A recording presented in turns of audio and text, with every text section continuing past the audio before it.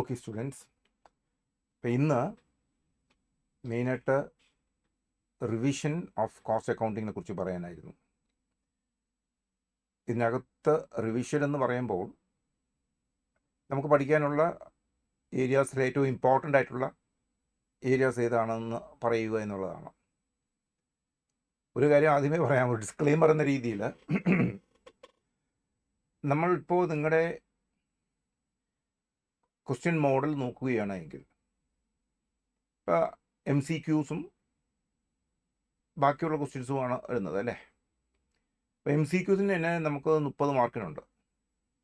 അപ്പോൾ ആ മോഡൽ മാറ്റിയത് വഴി റിയലി നമുക്ക് സെലക്ട് ചെയ്യുക എന്നുള്ളത് ഒത്തിരി പ്രയാസമുള്ള കാര്യമാണ്, ഏത് ഏരിയാസാണ് ഇമ്പോർട്ടൻ്റ് എന്ന്. പക്ഷെ എന്നാലും നമുക്ക് കോസ്റ്റിങ്ങിനെ സംബന്ധിച്ചിടത്തോളം നിങ്ങളുടെ ഇൻസ്റ്റിറ്റ്യൂട്ട് തന്നിരിക്കുന്ന വെയിറ്റേജ് അനുസരിച്ച് 4 പാർട്ടായിട്ടാണ് നമുക്ക് ഡിവൈഡ് ചെയ്യാൻ നോക്കുന്നത്. ആ 4 പാർട്ടുകൾ, ഒന്ന് introduction to costing and cost sheet. Okay, അതാണ് ആദ്യത്തെ ഭാഗം. Introduction two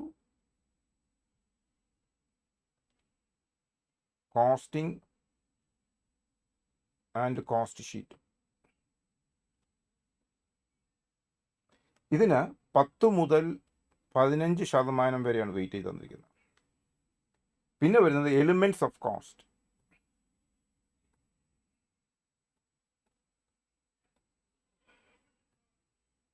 and cost accounting records 35 മുതൽ 40% വരെ. പിന്നീട് methods of costing.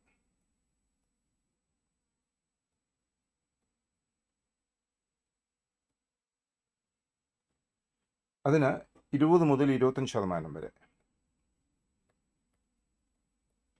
And then you got techniques of costing.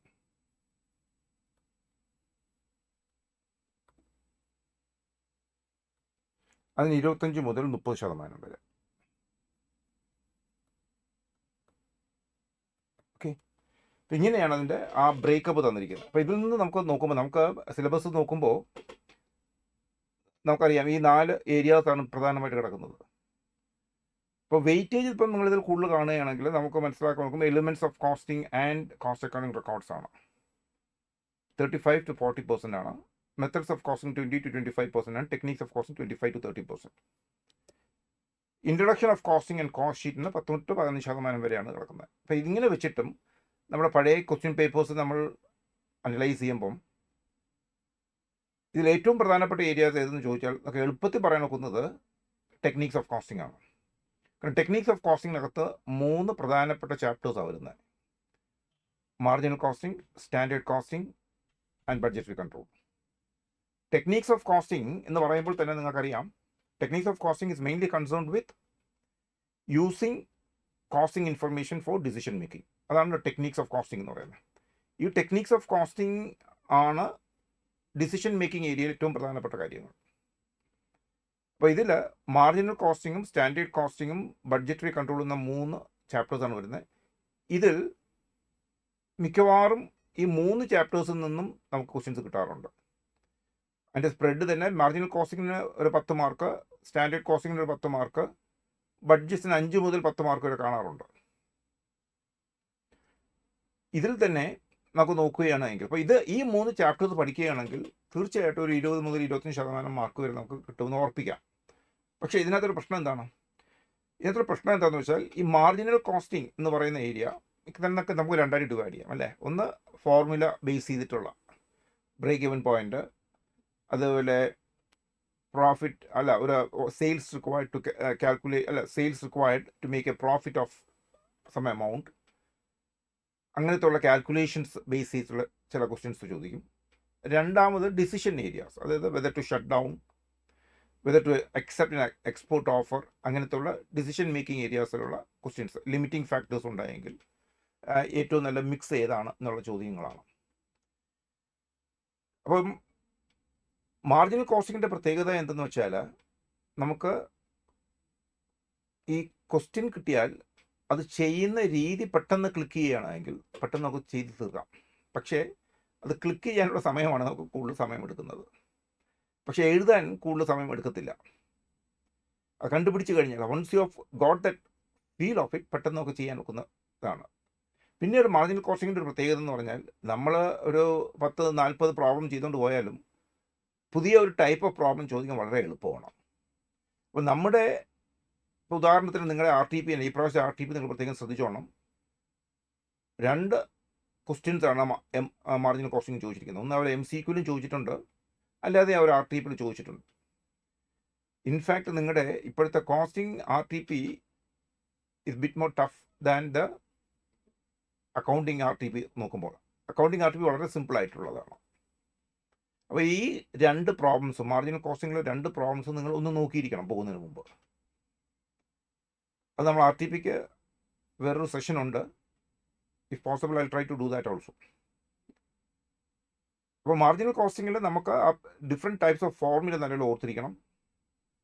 അതേപോലെ നിങ്ങളുടെ ടെക്സ്റ്റ് ബുക്കിൽ തന്നിരിക്കുന്ന ഡിസിഷൻ മേക്കിംഗ് ഏരിയാസ് ഒന്ന് നോക്കിക്കോണം.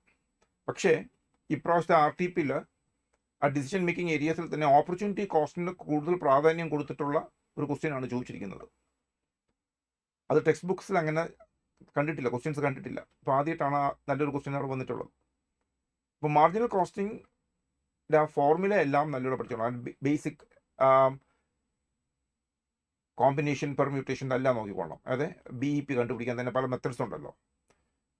ഇൻ യൂണിറ്റ്സ് ആണോ റുപ്പീസ് ആണോ എന്നുള്ള കാര്യങ്ങളൊക്കെ എഴുതാനും, അതേപോലെ മാർജിൻ ഓഫ് സേഫ്റ്റി കണ്ടുപിടിക്കുന്നതും, ആ കാര്യങ്ങളെല്ലാം നമ്മൾ നല്ലതുപോലെ ക്ലിയർ ആയിരിക്കണം. അത് പ്രാക്ടീസ് ചെയ്താൽ മാത്രമേ നമുക്കത് വരത്തുള്ളൂ. നിങ്ങൾ നോക്കി പഠിക്കരുത്. മാർജിനൽ കോസ്റ്റിംഗ് പ്രോബ്ലംസ് എല്ലാം ആ ഫോർമുല എല്ലാം നോക്കിയതിന് ശേഷം അതിൻ്റെ ലോജിക്ക് മനസ്സിലാക്കി ചെയ്യുക. അതിൻ്റെ ഡീറ്റെയിൽസ് എല്ലാം ക്ലാസ്സിൽ പറഞ്ഞു തന്നിരുന്നു അല്ലേ. സ്റ്റാൻഡേർഡ് കോസ്റ്റിങ്ങിൽ നമുക്ക് 2 ടൈപ്പ് ഓഫ് പ്രോബ്ലം അഗെയിൻ അവിടെ ഉണ്ട്. ഒന്ന് വേരിയൻസുകൾ കണ്ടുപിടിക്കുക എന്നുള്ളതാണ്. 2 ആ മിസ്സിംഗ് ഫിഗേഴ്സ് ഉള്ളത് കണ്ടുപിടിക്കുക. അപ്പോൾ അവിടെ നമ്മൾ ഫോർമുല പഠിക്കുമ്പോൾ പ്രധാനമായിട്ടും ആ ഫോർമുല മനസ്സിലാക്കി പഠിക്കണം. ആ ഫോർമുലയുടെ കോൺസെപ്റ്റ് എന്താണെന്ന് മനസ്സിലാക്കി പഠിച്ചാൽ മാത്രമേ ഈ മിസ്സിംഗ് ഫിഗേഴ്സ് വരുന്ന പ്രോബ്ലംസ് നമുക്ക് ചെയ്യാൻ സാധിക്കുകയുള്ളൂ. അല്ലെങ്കിൽ അത് പ്രയാസമായിരിക്കും. അപ്പോൾ സ്റ്റാൻഡേർഡ് കോസ്റ്റിങ്ങിന് നമുക്ക് പ്രാധാന്യം കൊടുക്കേണ്ടത് വേരിയൻസുകളാണ്. ആ വേരിയൻസുകളിൽ തന്നെ മെറ്റീരിയൽ വേരിയൻസും ലേബർ വേരിയൻസും റിലേറ്റഡ് ആണ്. മെറ്റീരിയൽ വേരിയൻസ് പഠിച്ചാൽ ലേബർ വേരിയൻസുകൾ പഠിക്കാൻ എളുപ്പമാണ്. പക്ഷേ ഫിക്സ്ഡ് ഓവർഹെഡ് വേരിയൻസ് അല്പം വ്യത്യാസമാണല്ലോ കാൽക്കുലേഷനിൽ. അപ്പം അത് ആണ് നമ്മൾ നോക്കുന്നത്. അതിൽ മെറ്റീരിയലും ഫിക്സ്ഡ് ഓവർഹെഡ് വേരിയൻസുകളും പ്രാധാന്യം കൊടുത്ത് നോക്കുക.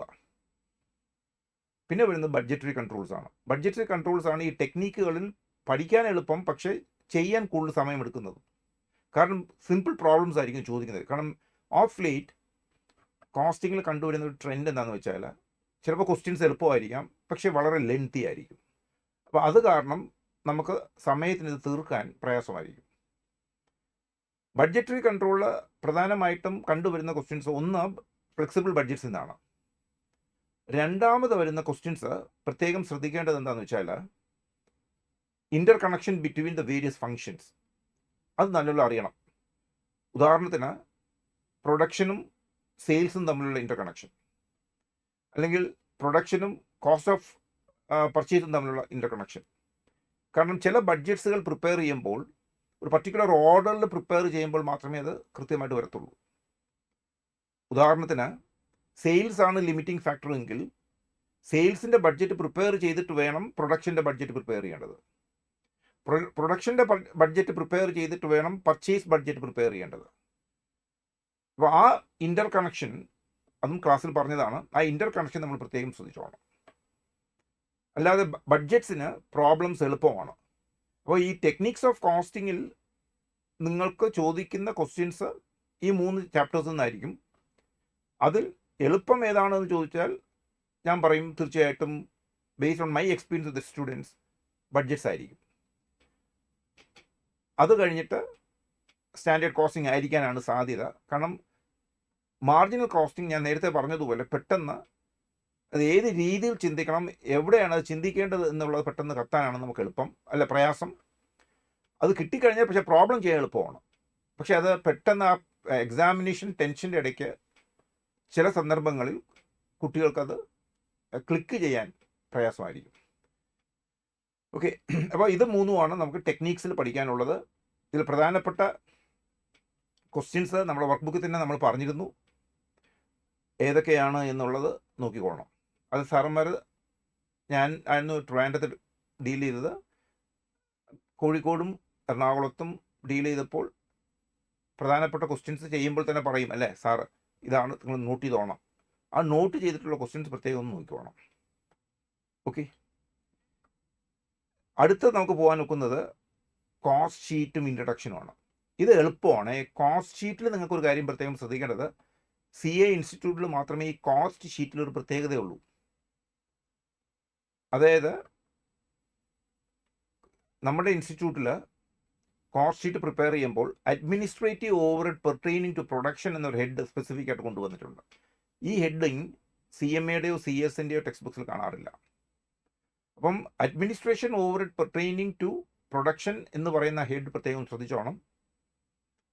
കോസ്റ്റ് ഷീറ്റ് പ്രിപ്പയർ ചെയ്യാൻ വളരെ എളുപ്പമാണ്. കോസ്റ്റ് ഷീറ്റ് പ്രിപ്പയർ ചെയ്യുമ്പോൾ പ്രധാനമായിട്ടും നമുക്ക് ശ്രദ്ധിക്കേണ്ട ഒരു കാര്യം എന്ന് പറഞ്ഞാൽ, ഓവർഹെഡ് ചാപ്റ്റർ പഠിച്ചിട്ടപ്പോൾ ഉണ്ടാകുന്ന ആ കണക്ഷൻ നോക്കിക്കോണം. അതായത് ഓവർഹെഡ്സ് പലപ്പോഴും അബ്സോർബ് ചെയ്യപ്പെടുന്നത് as A percentage of labour ആയിരിക്കും, ഏത് ഫാക്ടറി ഓവർഹെഡ്. അതേസമയത്ത് ഓഫീസ് ഓവർഹെഡ് പലപ്പോഴും അബ്സോർബ് ചെയ്യപ്പെടുന്നത് as A percentage of works cost ആയിരിക്കാൻ സാധ്യതയാണ്. അതേപോലെ സെല്ലിംഗ് ആൻഡ് ഡിസ്ട്രിബ്യൂഷനും ചിലപ്പോൾ വർക്ക്സ് കോസ്റ്റിൻ്റെ പെർസെൻറ്റേജിലോ കോസ്റ്റ് ഓഫ് പ്രൊഡക്ഷൻ്റെ പെർസെൻറ്റേജിലോ ചിലപ്പം അബ്സോർബ് ചെയ്യാനുള്ള സാധ്യത കാണും. അപ്പം അത് നമ്മൾ നോക്കിക്കോണം. അപ്പോൾ കോസ്റ്റ് ഷീറ്റ് വരയ്ക്കാൻ അത്രയേ ഉള്ളൂ, അതിനകത്ത് വലിയ പ്രോബ്ലംസ് ഉണ്ടാവാൻ സാധ്യതയില്ല. പക്ഷേ കോസ്റ്റ് ഷീറ്റ് പഠിച്ചിരിക്കണം. കോസ്റ്റ് ഷീറ്റ് നോക്കിയിരുന്നാൽ നിങ്ങൾക്ക് തീർച്ചയായിട്ടും ഒരു ചെറിയ ക്വസ്റ്റ്യൻ കാണും. കോസ്റ്റ് ഷീറ്റിൻ്റെ പ്രോബ്ലത്തിന് ബേസ് ചെയ്തൊരു ക്വസ്റ്റ്യൻ കാണാൻ സാധ്യതയുണ്ട്. പിന്നെ ഇൻട്രഡക്ഷനിൽ different types of cost, advantages of cost, difference between cost control and cost reduction, ഈ കാര്യങ്ങളൊക്കെ ഒന്ന് നോക്കിക്കോണം. കാരണം നമുക്ക് തിയറി ക്വസ്റ്റ്യൻസ് ആയിരിക്കും ആ ഏരിയയിൽ നിന്ന് കൂടുതൽ ചോദിക്കാൻ സാധ്യതയുള്ളത്. പിന്നെ വരുന്നതാണ് മെത്തഡ്സ് ഓഫ് കോസ്റ്റിംഗ്.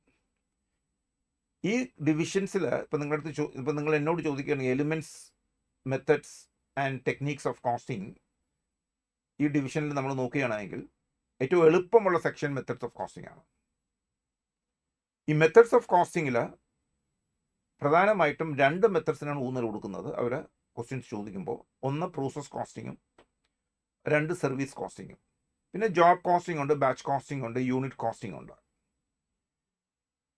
അതിൽ സർവീസ് കോസ്റ്റിംഗ് നമുക്ക് പ്രധാനമായിട്ട് ശ്രദ്ധിക്കേണ്ടത്, നിങ്ങൾ പ്രത്യേകം ശ്രദ്ധിക്കേണ്ടത് എന്താണെന്ന് ചോദിച്ചാൽ അതിൻ്റെ ഡിനോമിനേറ്ററാണ്. അതായത് കോസ്റ്റ് യൂണിറ്റ്സ് കണ്ടുപിടിക്കുന്നതാണ്. സർവീസ് കോസ്റ്റിങ്ങിൻ്റെ പ്രത്യേകത cost units compound cost units ആണല്ലോ. Passenger kilometre, ton kilometre, patient day, room days, അങ്ങനെ വരുന്നതാണ്. അപ്പോൾ സർവീസ് കോസ്റ്റിങ്ങിൽ നമ്മൾ പ്രത്യേകം അതിനകത്ത് തന്നെ ട്രാൻസ്പോർട്ടേഷനും ഹോട്ടൽസ് ആൻഡ് ഹോസ്പിറ്റൽ മാനേജ്മെൻറ്റിലെ ക്വസ്റ്റ്യൻസ് പ്രത്യേകം ശ്രദ്ധിച്ചോണം. നമ്മൾ 7-8 ഇൻഡസ്ട്രീസ് അവിടെ പഠിച്ചിട്ടുണ്ട് സർവീസ് കോസ്റ്റിങ്ങിന്. എന്നാൽ ഏറ്റവും പ്രധാനപ്പെട്ട ക്വസ്റ്റ്യൻസും കോംപ്ലിക്കേറ്റഡ് ക്വസ്റ്റ്യൻസും വരുന്നത് ഇവിടെയാണ്. അവിടെ ഈ ഡിനോമിനേറ്റർ കാൽക്കുലേറ്റ് ചെയ്യുമ്പോൾ പ്രത്യേകം ശ്രദ്ധിക്കേണ്ട വേറൊരു കാര്യം, വെയിറ്റ് ഇക്വിവാലൻ്റ് യൂണിറ്റ്സ് കണ്ടുപിടിക്കുന്നത്. ഇപ്പോൾ ഉദാഹരണത്തിന് ഒരു ബസ്സിൽ നമ്മൾക്ക് ഫുൾ ചാർജ് ഉള്ള കുട്ടികളും ഹാഫ് ചാർജ് ഉള്ള കുട്ടികളും ഉണ്ടെന്ന് പറഞ്ഞാൽ, ഒന്നുകിൽ നമ്പർ ഓഫ് സ്റ്റുഡൻസിനെ കാൽക്കുലേറ്റ് ചെയ്യുമ്പോൾ ഒന്നുകിൽ എല്ലാ equivalent full charge students or equivalent half charge students കൊണ്ടുവരിക. അതൊരു ഹോട്ടൽസിൽ റൂംസ് കാൽക്കുലേറ്റ് ചെയ്യുമ്പോൾ 2 ബെഡ്റൂം, 1 ബെഡ്റൂം, 3 ബെഡ്റൂം റൂംസൊക്കെ ഉണ്ട് എങ്കിൽ അതിൻ്റെയൊക്കെ റെൻറ്റ് കാൽക്കുലേറ്റ് ചെയ്യുമ്പം ഒന്നുകിൽ നമ്മൾ ഒരു റൂമിൻ്റെ കോൺസെപ്റ്റിലേക്ക് കൊണ്ടുവരിക, അല്ലെങ്കിൽ 2 ബെഡ്റൂമിൻ്റെ ഇക്വലൻറ്റ്. അപ്പോൾ 1 ബെഡ്റൂമിൻ്റെ ഇക്വലൻറ്റ് കൊണ്ടുവന്നിട്ട് അതിനെ നമ്മൾ മൾട്ടിപ്ലൈ ചെയ്തെടുക്കും. അതുപോലെ ടോൾസ് ചാർജ് ചെയ്യുമ്പം അതിന് ഇക്വലൻ്റ് യൂണിറ്റ്സ് എന്ന് പറയും. അപ്പോൾ ആ ഇക്വലൻ്റ് യൂണിറ്റ്സ് എന്ന കോൺസെപ്റ്റ് സർവീസ് കോസ്റ്റിങ്ങിൽ പ്രത്യേകം നോക്കിക്കോണം. അപ്പോൾ അതിൻ്റെ ഡിനോമിനേറ്ററിനാണ് പ്രാധാന്യം കൊടുക്കേണ്ടത്. ഈ 3 ഇൻഡസ്ട്രീസിനാണ് അതിനകത്ത് തന്നെ ഇമ്പോർട്ടൻ്റ് ആയിട്ടുള്ളത്. അതിലെ ക്വസ്റ്റ്യൻസാണ് നമ്മൾ നോക്കേണ്ടത്. ബാക്കിയുള്ളതൊക്കെ എളുപ്പമാണ്. ഏത് ഒരു IT ഇൻഡസ്ട്രിയിലോ അല്ലെങ്കിൽ സ്കൂളിൻ്റെ ഫീസ് കാൽക്കുലേറ്റ് ചെയ്യുന്നതോ അങ്ങനത്തെ ഉള്ള കാൽക്കുലേഷൻസ് നമുക്ക് അതിനകത്തുണ്ട് അല്ലേ.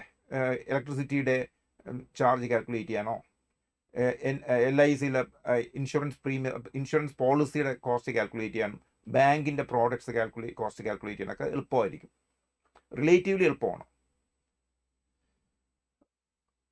പ്രോസസ് കോസ്റ്റിങ്ങിൽ നമുക്ക് രണ്ട് ചാപ്റ്റേഴ്സ് ഉണ്ട്. ഈ രണ്ട് ചാപ്റ്റേഴ്സിൽ ആദ്യത്തെ ചാപ്റ്ററിൽ പ്രോസസ് കോസ്റ്റ് കണ്ടുപിടിക്കുമ്പോൾ ടൈപ്പ് ഓഫ് പ്രോബ്ലത്തിൽ നോർമൽ ലോസ് അബ്നോർമൽ ലോസിൻ്റെ വാല്യൂഷനാണ് ഏറ്റവും പ്രധാനം. നോർമൽ ലോസും അബ്നോർമൽ ലോസും വാല്യൂ ചെയ്യാൻ അറിയണം. ആ പാർട്ട് കഴിഞ്ഞിട്ട് പിന്നീട് വരുന്നത് ഇക്വിവാലന്റ് യൂണിറ്റ്സ് ആണ്. ഇക്വിവാലന്റ് യൂണിറ്റ്സിൽ പ്രത്യേകം ശ്രദ്ധിക്കേണ്ടത് നിങ്ങൾ ഏത് method of calculating the equivalent units, അത് FIFO മെത്തഡാണോ വെയ്റ്റഡ് ആവറേജ് മെത്തഡാണോ ഉപയോഗിച്ച് ഇക്വിവാലന്റ് യൂണിറ്റ്സ് കാൽക്കുലേറ്റ് ചെയ്യുന്ന കാര്യം ഇന്ന് ശ്രദ്ധിച്ചോണം. ഒരു കാര്യം പ്രത്യേകം ശ്രദ്ധിക്കേണ്ടത്, ഇത് FIFO മെത്തഡാണോ വെയ്റ്റഡ് ആവറേജ് മെത്തഡാണോ എന്ന ഡിസിഷൻ വരുന്നത് എപ്പോഴാണ്? Opening stock of work in progress ഉള്ളപ്പോഴാണ്. അത് മനസ്സിലിട്ടോണേ. Opening stock of work in progress ഇല്ല എങ്കിൽ ഏത് മെത്തഡ് ആയാലും കുഴപ്പമില്ല.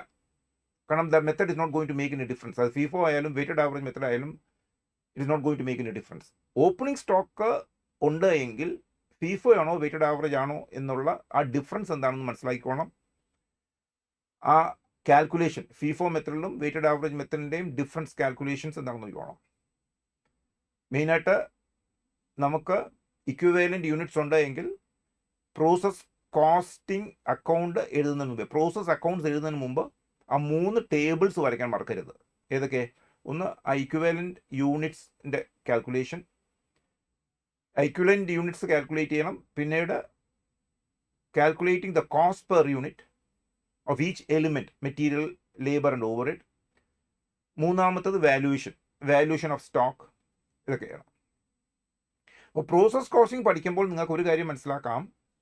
പ്രോസസ് അക്കൗണ്ട്സ് വരയ്ക്കുമ്പോൾ നമുക്ക് ഏറ്റവും പ്രധാനമായിട്ടുള്ള കാര്യം എന്താണ്? പ്രോസസ് അക്കൗണ്ട്സിൻ്റെ ക്രെഡിറ്റ് സൈഡ് നോക്കുന്നതാണ് അല്ലേ. കാരണം അവിടെയാണല്ലോ വാല്യൂഷൻ എല്ലാം വരുന്നത്. പ്രോസസ് അക്കൗണ്ട് ഡെബിറ്റ് സൈഡിൽ അത്ര വലിയ പ്രോബ്ലം ഒന്നുമില്ല. കാരണം മെറ്റീരിയലും ലേബറും ഓവർഹെഡും അങ്ങ് ഡെബിറ്റ് ചെയ്താൽ മതി. ക്രെഡിറ്റ് സൈഡിലാണല്ലോ വാല്യൂ ചെയ്തിട്ട് നമുക്ക് അടുത്ത പ്രോസസ്സിലേക്ക് ട്രാൻസ്ഫർ ചെയ്യേണ്ടത്. ക്ലോസിംഗ് സ്റ്റോക്കിന് വാല്യൂ വേണ്ടി വരും, നോർമൽ ലോസിന് അബ്നോർമൽ ലോസിന് വാല്യൂ വേണ്ടി വരും.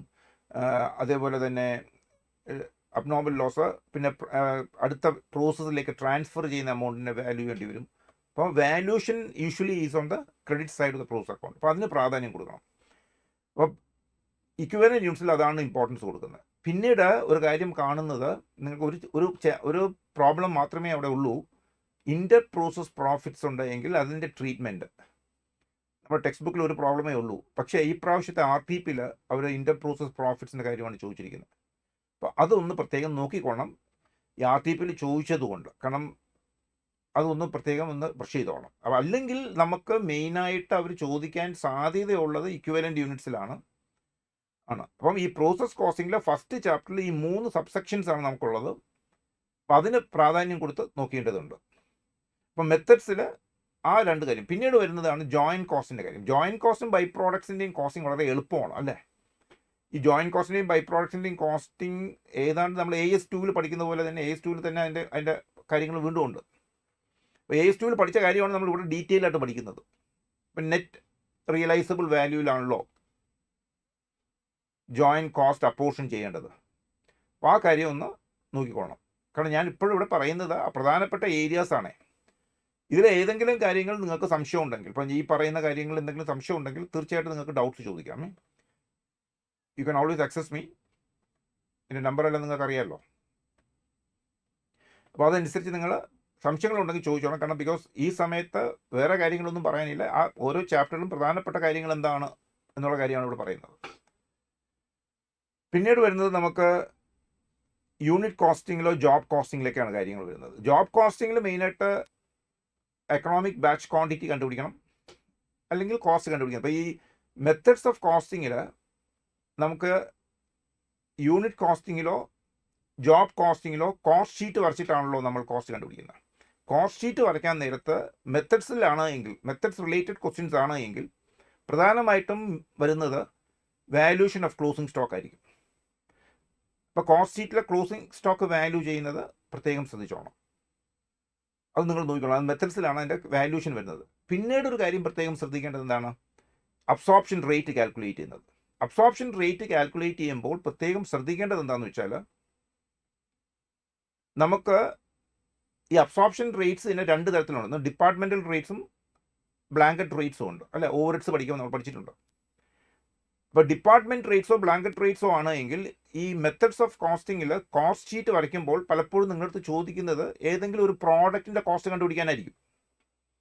അപ്പോൾ ആ പ്രോഡക്റ്റിൻ്റെ കോസ്റ്റ് കണ്ടുപിടിക്കുന്നതിന് വേണ്ടി നമുക്ക് ഓവർ അബ്സോർപ്ഷൻ റേറ്റ്സിൻ്റെ ആവശ്യം വേണ്ടി വരും അല്ലേ? അപ്പോൾ ഈ ഓവർ അബ്സോർപ്ഷൻ റേറ്റ്സ് കാൽക്കുലേറ്റ് ചെയ്യുന്നത് എങ്ങനെയാണ്? ചിലപ്പോൾ ഈ മിക്കവാറും നിങ്ങൾക്ക് ക്വസ്റ്റ്യനിൽ തന്നെ ഇൻഫർമേഷൻ തന്നിരിക്കും എന്തിനെ സംബന്ധിച്ചിട്ടുള്ള ഒരു ഡിപ്പാർട്ട്മെൻറ്റിലെ കോസ്റ്റിനെ കുറിച്ചുള്ള തന്നിരിക്കും. അപ്പോൾ ആ ഡിപ്പാർട്ട്മെൻറ്റൽ കോസ്റ്റ് ഷീറ്റ് പ്രിപ്പയർ ചെയ്തിട്ട് അവിടെ percentage of factory over to labour എത്രയാണെന്നും അവിടെ വെച്ചിട്ട്, അതായത് ഡിപ്പാർട്ട്മെൻറ്റ് വൈസ് കോസ്റ്റ് ഡീറ്റെയിൽസ് നോക്കിയിട്ട് വേണം അബ്സോർപ്ഷൻ റേറ്റ് കാൽക്കുലേറ്റ് ചെയ്യേണ്ടത്. ആ അബ്സോർപ്ഷൻ റേറ്റ് വേണം നിങ്ങൾ ഏത് ജോബിനാണോ ഏത് യൂണിറ്റിൻ്റെ കോസ്റ്റാണോ കണ്ടുപിടിക്കാൻ നോക്കുന്നത് അവിടെ നിങ്ങൾ അപ്ലൈ ചെയ്യേണ്ടത്. അപ്പം കുട്ടികൾക്ക് പലപ്പോഴും കൺഫ്യൂഷൻ ഉണ്ടാക്കുന്നതെന്ന് വെച്ചാൽ ഈ റേറ്റ്സ് എങ്ങനെ കണ്ടുപിടിക്കും എന്നുള്ളതാണ്. അത് പ്രത്യേകം ശ്രദ്ധിച്ചോണം. അപ്പോൾ റേറ്റ്സ് കണ്ടുപിടിക്കുന്നത് department as a whole or factory as a ഹോളിനെ സംബന്ധിച്ചിട്ടുള്ള കോസ്റ്റ് ഡീറ്റെയിൽസ് ആ ക്വസ്റ്റ്യനിൽ തന്നിരിക്കും. എന്നിട്ട് പറയും ഓക്കെ ഞങ്ങൾ ഒരു പ്രോഡക്റ്റ് ഉണ്ടാക്കുന്നു അല്ലെങ്കിൽ ഒരു ജോബ് ചെയ്യുന്നു, ആ ജോബിൻ്റെ പ്രൈസ് കണ്ടുപിടിക്കാനായിരിക്കും ക്വസ്റ്റ്യൻ ചോദിക്കുന്നത് മെത്തഡ്സിൽ.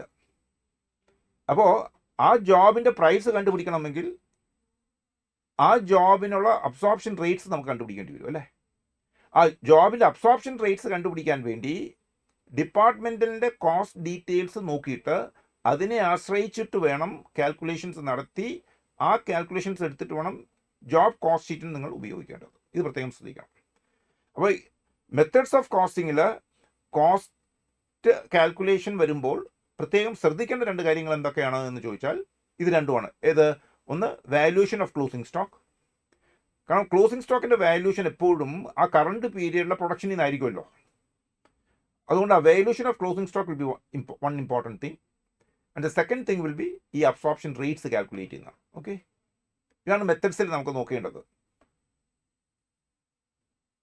അപ്പോൾ മെത്തഡ്സിൽ പ്രധാനമായിട്ടും 2 മെത്തഡ്സ്, ഏറ്റവും പ്രധാനപ്പെട്ട മെത്തഡ്സ് ഏതെന്ന് ചോദിച്ചാൽ തീർച്ചയായിട്ടും പ്രോസസ് കോസ്റ്റിങ്ങും സർവീസ് കോസ്റ്റിംഗും റിലേറ്റഡ് ആയിരിക്കും. ഓക്കെ, പിന്നെ വരുന്നതാണ് എലിമെൻറ്റ്സ് ഓഫ് കോസ്റ്റിംഗ്. വളരെ ഇമ്പോർട്ടൻ്റ് ആണ്. നിങ്ങളുടെ എലിമെൻറ്റ്സിൻ്റെ നോളജ് വളരെ തറവാണ് എങ്കിൽ നമുക്ക് ബാക്കിയുള്ള കാര്യങ്ങളെല്ലാം എളുപ്പമായിരിക്കും. കാരണം ഈ എലിമെൻറ്റ്സിൽ പഠിച്ച കാര്യങ്ങളാണല്ലോ മെത്തഡ്സിലും ടെക്നിക്സിലും എല്ലാം കണ്ടുവരുന്നത്. പിന്നെ മെത്തഡ്സ് ഓഫ് കോസ്റ്റിംഗിൽ പിന്നെ കണ്ടിട്ടുള്ള ട്രെൻഡ് എന്താണെന്ന് വെച്ചാൽ പലപ്പോഴും ഈ ടെക്നിക്സ് ഓഫ് കോസ്റ്റിങ്ങിൽ ഉപയോഗിക്കുന്ന പല കാര്യങ്ങളും നമുക്ക് ഈ മെത്തഡ്സ് ഓഫ് കോസ്റ്റിങ്ങിൽ കയറി വരും. ചിലപ്പോൾ മാർജിനൽ കോസ്റ്റിങ്ങിൻ്റെ ചില ഡിസിഷൻ മേക്കിംഗ് മെത്തഡ്സ് ഓഫ് കോസ്റ്റിങ്ങിൻ്റെ കൂടെ കാണാറുണ്ട്.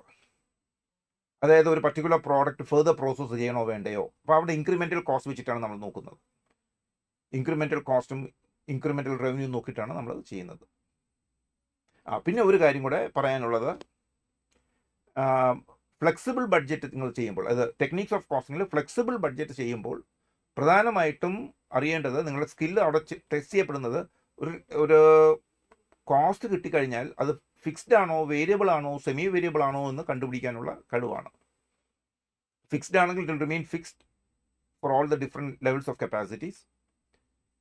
സെമി വേരിയബിൾ ആണെങ്കിൽ അത് ചേഞ്ച് ചെയ്യും, but it will not change proportionately. Variable ആണെങ്കിൽ it changes proportionately with the capacity. അപ്പോൾ ഒരു കോസ്റ്റ് കിട്ടിക്കഴിഞ്ഞാൽ ഫിക്സ്ഡ് ആണോ വേരിയബിൾ ആണോ സെമി വേരിയബിൾ ആണോ എന്ന് ഐഡൻറ്റിഫൈ ചെയ്യാൻ നിങ്ങൾക്ക് അറിഞ്ഞിരിക്കണം. അത് നിങ്ങൾക്ക് പറഞ്ഞു പഠിച്ചിട്ടുണ്ടല്ലോ. അത് മെയിനായിട്ട് വേരിയബിൾ കോസ്റ്റുകളാണ്. വേരി ചെയ്യുന്നുണ്ടെങ്കിൽ അത് സെമി വേരിയബിൾ ആണോ വേരിയബിൾ ആണോ എന്ന് കണ്ടുപിടിക്കാനാണ് പ്രശ്നം അല്ലേ? വേരിയബിൾ കോസ്റ്റ് ആണെങ്കിൽ 2 രീതിയിൽ നമുക്ക് ചെയ്യാം. ഒന്ന് 70%-ന് 7,000 ആണെങ്കിൽ 80% 8,000 ആയിരിക്കും. കാരണം ആ പ്രൊപ്പോർഷൻ അനുസരിച്ച് വേരി ചെയ്യും. അല്ലെങ്കിൽ പെർ യൂണിറ്റ് കോസ്റ്റ് കോൺസ്റ്റൻ്റ് ആയിരിക്കും വേരിയബിൾ കോസ്റ്റ് ആണെങ്കിൽ. അപ്പോൾ അങ്ങനെ നമുക്ക് കണ്ടുപിടിക്കാൻ നോക്കും. അപ്പോൾ 70% എന്ന് പറഞ്ഞാൽ 7,000 യൂണിറ്റ്സ് ആണെന്ന് വിചാരിക്കുക. അപ്പോൾ 7,000 യൂണിറ്റ്സിന് ഒരു കോസ്റ്റ് തന്നിട്ടുണ്ട്, 8,000 യൂണിറ്റ്സിന് വേറൊരു കോസ്റ്റ് തന്നിട്ടുണ്ട്. അപ്പോൾ cost divided by the number of units answer same ആയിരിക്കണം. പെർ യൂണിറ്റ് കോസ്റ്റ് സെയിം ആയിരിക്കണം. എന്നാൽ അത് വേരിയബിൾ കോസ്റ്റ് ആണെന്ന് അറിയാൻ നോക്കും. അല്ലെങ്കിൽ പ്രൊപ്പോർഷൻ അനുസരിച്ച് നമുക്ക് കണ്ടുപിടിക്കാൻ നോക്കും. സെമി വേരിയബിൾ കോസ്റ്റ് വരുമ്പോൾ പ്രത്യേകം ചേഞ്ച് കാണും, പക്ഷേ does not change proportionately.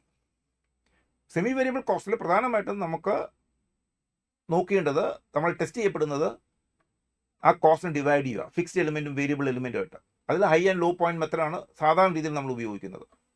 High and low points method ഉപയോഗിക്കണമെങ്കിൽ 2 പോയിന്റ്സ് വേണം, അത് വെച്ചിട്ട് നമുക്കത് ഡിവൈഡ് ചെയ്തെടുക്കാം. പിന്നെ വരുന്നതാണ് എലിമെൻറ്റ്സ് ഓഫ് കോസ്റ്റ് അല്ലേ. എലിമെൻറ്റ്സ് ഓഫ് കോസ്റ്റിൽ മെറ്റീരിയൽ, ലേബർ, ഓവർ ഹെഡ്സ് ആണ് വരുന്നത്. വളരെ പ്രധാനപ്പെട്ട ഏരിയസ് ആണ്. മെറ്റീരിയൽസിൽ തന്നെ നമുക്ക് എലിമെൻറ്റ്സ് ഓഫ് കോസ്റ്റ് പഠിക്കുമ്പോൾ തിയറിക്കും കൂടെ പ്രാധാന്യം കൊടുത്തോളണേ. ഇപ്പം മെറ്റീരിയൽസിലെ തിയറി നമ്മൾ മെയിനായിട്ട് നോക്കുകയാണെങ്കിൽ normal loss, abnormal loss calculate ചെയ്യുന്നതും ആണ് അവിടുത്തെ തിയറി മെയിൻ. അത് പിന്നെ വേസ്റ്റേജിൻ്റെയും സ്ക്രാപ്പിൻ്റെയും ട്രീറ്റ്മെൻറ്റ് ഇൻ ദ കോസ്റ്റ്. പ്രോബ്ലംസിലേക്ക് വരികയാണെങ്കിൽ മെറ്റീരിയൽസിൽ നമുക്ക് EOQ കാൽക്കുലേറ്റ് ചെയ്യുക. 2 EOQയിൽ വാങ്ങിക്കുന്നതാണ് ലാഭകരം എന്നുള്ളത് എസ്റ്റാബ്ലിഷ് ചെയ്യുക. അങ്ങനത്തെ 2 ടൈപ്പ് ഓഫ് പ്രോബ്ലംസ് ആണ് ചോദിക്കുന്നത്. EOQ കാൽക്കുലേറ്റ് ചെയ്യുമ്പോൾ പ്രത്യേകം ശ്രദ്ധിക്കേണ്ടത് അത് യൂണിറ്റ്സിലാണോ റുപ്പീസിലാണോ എക്സ്പ്രസ് ചെയ്യുന്നതും കൂടെ ഓർത്തോണം. അതേപോലെ നമുക്ക് ലാഭകരമായിട്ടാണ് നോക്കുന്നപ്പോൾ നമ്മൾ അത് ആനുവൽ കോസ്റ്റ് കാൽക്കുലേറ്റ് ചെയ്യും അല്ലേ. ആനുവൽ റിക്വയർമെൻറ്റ് കാൽക്കുലേറ്റ് ചെയ്തിട്ട് ആനുവൽ ക്യാരിയിങ് കോസ്റ്റും ആവറേജ് ആനുവൽ ക്യാരിയിങ് കോസ്റ്റും ഓർഡറിങ് കോസ്റ്റുമാണ് നമ്മൾ കാൽക്കുലേറ്റ് ചെയ്യുന്നത്. അപ്പോൾ ആവറേജ് സ്റ്റോക്കിൻ്റെ ക്യാരിയിങ് കോസ്റ്റാണ്. അപ്പോൾ ആവറേജ് സ്റ്റോക്ക് എന്ന് പറയുന്നത് വേറെ ക്വസ്റ്റ്യൻ തന്നിട്ടില്ല എങ്കിൽ നമ്മൾ എടുക്കുന്നത് എങ്ങനെയാണ്, ഹാഫ് ഓഫ് ROQ. അതാണ് നമ്മൾ ആവറേജ് സ്റ്റോക്കായിട്ട് എടുക്കുന്നത്. അതേ സമയത്ത് മാക്സിമവും മിനിമവും ലെവൽ തന്നിട്ടുണ്ടെങ്കിൽ maximum plus minimum divide by 2 ആണ് ആവറേജ് സ്റ്റോക്ക് ഇൻ ഹാൻഡ് തന്നെ. അപ്പോൾ അതിനെ വെച്ചിട്ട് നമുക്ക് ആവറേജ് ചെയ്യാം. പിന്നെ അവിടെ മെറ്റീരിയൽസിൽ വരുന്ന ഒരു പ്രോബ്ലം എന്ന് പറയുന്നത് ഡിഫറെൻറ്റ് ലെവൽസ് ഓഫ് സ്റ്റോക്സ് കണ്ടുപിടിക്കുന്നതാണ്. മെറ്റീരിയൽസിലെ പ്രോബ്ലം ഏരിയസ് അതാണ് അല്ലേ. EOQ, എന്നിട്ട് EOQ ആണ് ലാഭകരം എന്ന് പ്രൂവ് ചെയ്യുന്നത്. പിന്നീട് different types of stock levels. പിന്നെ ചില സന്ദർഭങ്ങളിൽ, വിരളമായ സന്ദർഭങ്ങളിൽ ഈ stock turn over ratios calculate ചെയ്യാൻ പറയുന്നുണ്ട്. അവിടെ തിയറി പെർപ്പച്വൽ ഇൻവെൻറ്ററി സിസ്റ്റം കുറിച്ച് അറിയണം. What is perpetual inventory system എന്ന് ചോദിക്കാം. അതുപോലെ ഡിഫറെൻറ്റ് ടൈപ്സ് ഓഫ് സ്റ്റോക്ക് ലെവൽസിനെ കുറിച്ച് ചോദിക്കാം. ഓർ ഏതെങ്കിലും ഒരു document use in purchase, material requisition, purchase requisition, bills of material, അപ്പോൾ അതൊക്കെ എന്തൊക്കെയാണെന്ന് ചിലപ്പോൾ ചോദ്യങ്ങൾ തിയറി ഏരിയസ് എന്ന് ചോദിക്കാം. ലേബറിൽ മെയിനായിട്ട് ആ ലേബറിൻ്റെ കോസ്റ്റിനകത്ത് വരുന്ന കാര്യങ്ങൾ, ലേബർ കോസ്റ്റ് എങ്ങനെ കാൽക്കുലേറ്റ് ചെയ്യാം, അതായത് സാലറി കാൽക്കുലേറ്റ് ചെയ്യുമ്പോൾ ആ കോസ്റ്റിനകത്ത് ഉൾപ്പെടുന്ന കാര്യങ്ങൾ എന്തൊക്കെയാണ്. പ്രത്യേകം അവിടെ ശ്രദ്ധിക്കേണ്ടത് കൈ കിട്ടുന്ന പൈസയാണോ ലേബർ കോസ്റ്റ് ആണോ. അതെന്താണെന്ന് ചോദിച്ചാൽ എംപ്ലോയീസ് കോൺട്രിബ്യൂഷൻ ടു EPF എന്നൊക്കെ പറഞ്ഞ ഏരിയാസ് പ്രത്യേകം ശ്രദ്ധിച്ചോണം. അപ്പോൾ ക്വസ്റ്റ്യൻ ശ്രദ്ധിച്ച് വായിച്ചിട്ട് വേണം അത് എടുക്കണോ വേണ്ടയോ എന്നുള്ള കാര്യങ്ങളൊക്കെ നോക്കേണ്ടത്. കാരണം ഒരു എംപ്ലോയിയുടെ കയ്യിൽ കിട്ടുന്ന പൈസ എത്രയാണെന്ന് ചോദിച്ചാൽ ഈ എംപ്ലോയീസ് കോൺട്രിബ്യൂഷൻ ടു EPF കുറയ്ക്കണം അല്ലേ. അയാൾക്ക് മൊത്തം കിട്ടുന്ന ഗ്രോസ് സാലറി എത്രയാണെന്ന് ചോദിച്ചാൽ ആ കാൽക്കുലേഷനും തമ്മിലുള്ള വ്യത്യാസം മനസ്സിലായിക്കോണം. പിന്നെ വരുന്നത് ലേബറിൽ എഫിഷ്യൻസി കാൽക്കുലേറ്റ് ചെയ്യുന്ന പ്രത്യേകം ശ്രദ്ധിച്ചോണം. എഫിഷ്യൻസി 2 ബേസിൽ ചെയ്യാം. ഒന്ന് സ്റ്റാൻഡ് അവേഴ്സിനെ ബേസ് ചെയ്ത് എഫിഷ്യൻസി കാൽക്കുലേറ്റ് ചെയ്യാറുണ്ട്, 2 ഔട്ട്പുട്ടിനെ ബേസ് ചെയ്ത് ചെയ്യാറുണ്ട്. ആ ഫോർമുല രണ്ടും ക്വൈറ്റ് ഡിഫറെൻ്റ് ആണ്. അവേഴ്സിനെ ബേസ് ചെയ്ത് നമ്മൾ എഫിഷ്യൻസി കാൽക്കുലേറ്റ് ചെയ്യുമ്പം standard hours by actual hours into 100 എന്നാണ്. അതേസമയത്ത് ക്വാണ്ടിറ്റി വെച്ചിട്ടാണെങ്കിൽ ആക്ച്വൽ ബൈ സ്റ്റാൻഡേർഡ് ക്വാണ്ടിറ്റിയാണ് നമ്മൾ എഫിഷ്യൻസി വളരെ ഇമ്പോർട്ടൻ്റ് ആണ്. ലേബറിൻ്റെ എഫിഷ്യൻസി കാൽക്കുലേറ്റ് ചെയ്യുന്ന അറിഞ്ഞിരിക്കണം, കാരണം അത് സ്റ്റാൻഡേർഡ് കോസ്റ്റിങ്ങിലും അതിൻ്റെ ഉപയോഗങ്ങളൊക്കെ വരുന്നുണ്ട്. പിന്നെ ലേബറിൽ വരുന്ന പ്രോബ്ലംസ് വരുന്നത് ട്രീറ്റ്മെൻറ്റ് ഓഫ് ഓവർ ഹെഡ്സ് എന്നൊക്കെ വരുന്ന treatment of idle time, overtime, ആ കാര്യങ്ങളൊക്കെ നോക്കിക്കോണം. പിന്നെ overheads overhead questions നമുക്ക് ചെയ്യാൻ എളുപ്പമാണ്. ഓവർ ഹെഡ്സ് രണ്ട് ചാപ്റ്റേഴ്സ് നമുക്ക് അവിടെ ഉണ്ട് അല്ലേ. ഒന്ന് ട്രഡീഷണൽ മെത്തഡും 2 ABC ആക്ടിവിറ്റി ബേസ്ഡ് കോസ്റ്റിംഗ് ആണ്. 2 മെത്തഡ്സാണ് അവിടെ ഉള്ളത്. ഇപ്പോൾ ട്രഡീഷണൽ മെത്തഡിൽ പലപ്പോഴും steps in overhead accounting തീർച്ചയായിട്ടും നല്ലതുപോലെ മനസ്സിലാക്കിക്കോണം. ആ steps in overhead accounting traditional മെത്തഡിലാണെങ്കിൽ ഏത് ആണോ ഉള്ളത് നിങ്ങൾക്കറിയാമല്ലോ. Primary distribution table, secondary distribution table വരയ്ക്കുക. ഈ പ്രൈമറി ഡിസ്ട്രിബ്യൂഷൻ ടേബിളിലും സെക്കൻഡറി ഡിസ്ട്രിബ്യൂഷൻ ടേബിളിലുമാണ് നമുക്ക് അലോക്കേഷനും അപ്പോർഷൻമെൻറ്റും വരുന്നത്. അത് വരച്ചതിന് ശേഷം അബ്സോർപ്ഷൻ ഓഫ് ഓവർ ഹെഡ്സ്, അതിനാണ് ഓവർ അബ്സോർപ്ഷൻ റേറ്റ് കാൽക്കുലേറ്റ് ചെയ്യുന്നത്. ഈ അബ്സോർപ്ഷൻ റേറ്റ് കാൽക്കുലേറ്റ് ചെയ്യുന്നത് നല്ലതുപോലെ ശ്രദ്ധിച്ചോളണം. അബ്സോർപ്ഷൻ റേറ്റിൻ്റെ കാൽക്കുലേഷനും ആ റേറ്റ് കാൽക്കുലേഷൻ്റെ തിയറിയും കൃത്യമായിട്ട് കോൺസെപ്റ്റ്സും ക്ലിയറായിട്ട് മനസ്സിലാക്കിക്കോണം. കാരണം അബ്സോർപ്ഷൻ റേറ്റ്സിൻ്റെ യൂസേജ് വരുന്നത് മെത്തഡ്സ് ഓഫ് കോസ്റ്റിങ്ങിലാണ്. ഇവിടെ നിങ്ങൾക്ക് അബ്സോർപ്ഷൻ റേറ്റ് കാൽക്കുലേറ്റ് ചെയ്യും, പക്ഷേ അതിൻ്റെ യൂസ് ചെയ്യുന്ന എങ്ങനെയാണെന്നുള്ള കാര്യങ്ങളൊക്കെ മെത്തഡ്സ് ഓഫ് കോസ്റ്റിങ്ങിൽ ഞാൻ നേരത്തെ പറഞ്ഞ പോലെ അതിനെ ബേസ് ചെയ്തായിരിക്കും യൂസേജ് വരുന്നത്. അതേപോലെ ഈ ABC നമ്മൾ വരുമ്പോൾ ഈ കോസ്റ്റ് ഡ്രൈവേഴ്സിനെ ആ കാര്യങ്ങളെക്കുറിച്ചുള്ളതാണ് അറിയേണ്ടത്. Cost driver per unit absorption rate calculate ചെയ്യുന്നതും അത് യൂസ് ചെയ്യുന്നതും. ട്രഡീഷണൽ മെത്തഡ് അറിയാമെങ്കിൽ നമുക്ക് ABC പോകാൻ വളരെ എളുപ്പമാണ്. പക്ഷേ ഒറ്റ കാര്യമേ ഉള്ളൂ, ആക്ടിവിറ്റി ബേസ്ഡ് കോസ്റ്റിംഗ് ആണെങ്കിൽ ഏത് level of activity, unit level activity ആണോ ബാച്ച് ലെവൽ ആക്ടിവിറ്റി ആണോ എന്നുള്ള കാര്യങ്ങൾ ഐഡൻറ്റിഫൈ ചെയ്യാനും അറിഞ്ഞിരിക്കണം. ഓക്കെ, പിന്നീട് അബ്സോർപ്ഷൻ കോസ്റ്റിങ്ങിൽ വരുന്ന ഒരു കാര്യം, ഓവർ അബ്സോർപ്ഷനും അണ്ടർ അബ്സോർപ്ഷനും വരികയാണെങ്കിൽ അതിൻ്റെ ട്രീറ്റ്മെൻറ്റ്, ഇത് നമ്മൾ സപ്ലിമെൻ്ററി റേറ്റ് കാൽക്കുലേറ്റ് ചെയ്യുന്നത്. ഇത്രയുമാണല്ലോ കോസ്റ്റിങ്ങിൽ മെയിനായിട്ടുള്ള കാര്യങ്ങൾ. അപ്പോൾ ചുരുക്കി പറയുകയാണെങ്കിൽ ഏത് ഏരിയാസാണ് ഇമ്പോർട്ടൻസ് കൊടുക്കേണ്ടതെന്ന് ചോദിച്ചാൽ തീർച്ചയായിട്ടും ആദ്യം ഇമ്പോർട്ടൻസ് കൊടുക്കേണ്ടത് ടെക്നീക്സ്. 2 ടെക്നീക്സിൽ ആ 3 ചാപ്റ്റേഴ്സ് നിങ്ങൾ പഠിക്കുകയാണെങ്കിൽ തീർച്ചയായിട്ടും 20 മുതൽ 25 മാർക്ക് വരെ അവിടെ ഉറപ്പിക്കാം. പിന്നീട് മെത്തഡ്സിൽ വരികയാണെങ്കിൽ മെത്തഡ്സാണ് ഏറ്റവും എളുപ്പമുള്ള ഏരിയ. അതിൽ നമുക്ക് മെത്തഡ്സ് നോക്കുകയാണെങ്കിൽ പ്രോസസ് കോസ്റ്റിങ്ങിനും സർവീസ് കോസ്റ്റിങ്ങിനും കൂടുതൽ പ്രാധാന്യം കൊടുത്ത് പഠിക്കുക. ഓക്കെ, എലിമെൻറ്റ്സിൽ ഇത് 3 ഇമ്പോർട്ടൻ്റ് ആണ്. ഏതാണ് ഇമ്പോർട്ടൻ്റ് എന്നൊക്കെ പറയാൻ ഒക്കത്തില്ല, ഇത് 3 ഇമ്പോർട്ടൻ്റ് ആണ്. മെറ്റീരിയലും ലേബറും വളരെ ഇമ്പോർട്ടൻ്റ് ആണ്.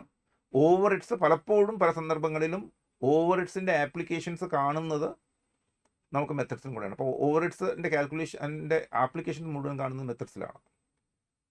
അപ്പോൾ ഓവർ ഹെഡിൻ്റെ തിയറി പഠിക്കാൻ എളുപ്പമാണ്, പക്ഷേ അതിൻ്റെ ആപ്ലിക്കേഷൻ പ്രത്യേകം നിങ്ങൾ നോക്കിക്കോണം. പിന്നെ വരുന്നതാണ് കോസ്റ്റ് അക്കൗണ്ടിങ് റെക്കോർഡ്സ്. അത് വളരെ എളുപ്പമാണ്. ഇൻ്റഗ്രൽ ആണോ നോൺ ഇൻ്റഗ്രൽ ആണോ അതിൻ്റെ റിക്കൺസിലേഷനേ ഉള്ളൂ. അതിൻ്റെ ജേർണൽ എൻട്രീസിലാണ് അത് ഇരിക്കുന്നത്. ആ ജേർണൽ എൻട്രീസ് പഠിക്കാൻ എളുപ്പമാണ്, നമ്മൾ നോക്കിയതാണ്. അതൊന്ന് റിവൈസ് ചെയ്തോണം. തീർച്ചയായിട്ടും അതിൻ്റെ മാർക്കും നിങ്ങൾക്ക് കിട്ടാൻ എളുപ്പമാണ്. കാരണം you will not lose much mark there. അവിടെ കൂടുതൽ കോംപ്ലിക്കേഷൻസ് ഒന്നും ഉണ്ടാവില്ല, എക്സെപ്റ്റ് ഈ ഓരോ ഏതൊക്കെ സൈഡിൽ നിന്നാണ് അത് ട്രാൻസ്ഫർ പോകുന്നതെന്ന് നോക്കിക്കോണം. അതായത് മെറ്റീരിയൽസ് നിന്ന് ഏതെല്ലാം അക്കൗണ്ടുകളിലേക്ക് ട്രാൻസ്ഫർ വരും, വർക്ക് ഇൻ പ്രോഗ്രസ്സിൽ നിന്ന് അത് എങ്ങോട്ടാണ് പോകുന്നത്, ഫിനിഷ് ഗുഡ്സിലേക്ക്, finish goods cost of goods സോൾഡിലേക്ക്, cost of goods sold cost of സെയിൽസിലേക്ക് പോകുന്ന ആ ഫ്ലോ നോക്കിക്കോണം. പിന്നെ കോസ്റ്റ് ലെഡ്ജർ അഡ്ജസ്റ്റ്മെൻറ്റ് അക്കൗണ്ടിൻ്റെ കാര്യം പ്രത്യേകം ശ്രദ്ധിച്ചോണം. കോസ്റ്റിംഗ് P&L അക്കൗണ്ടും ക്ലോസ് ചെയ്യുന്നതും കോസ്റ്റ് ലെഡ്ജർ അഡ്ജസ്റ്റ്മെൻറ്റ് അക്കൗണ്ടിലേക്കാണെന്ന് ഓർത്തോണം.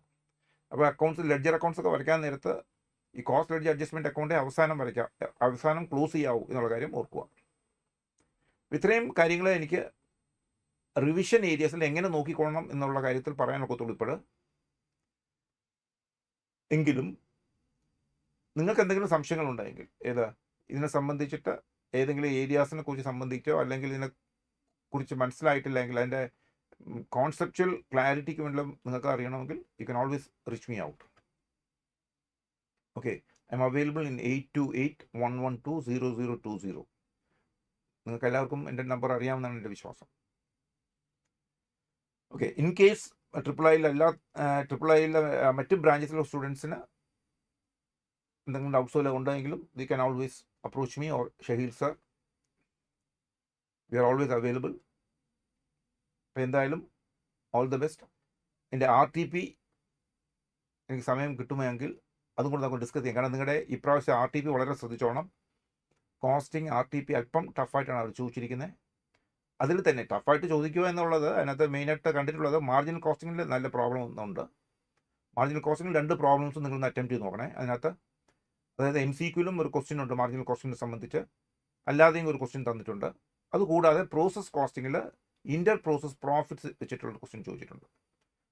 ബാക്കിയുള്ള പ്രോബ്ലംസ് എല്ലാം നമ്മൾ ക്ലാസ്സിൽ ചെയ്തിട്ടുള്ളത് പോലത്തെയാണ്, വർക്ക് ബുക്കിലെല്ലാം നമ്മൾ കണ്ടിട്ടുള്ള ക്വസ്റ്റ്യൻസ് ആണ്. പക്ഷേ ഈ 2 പുതിയതല്ല.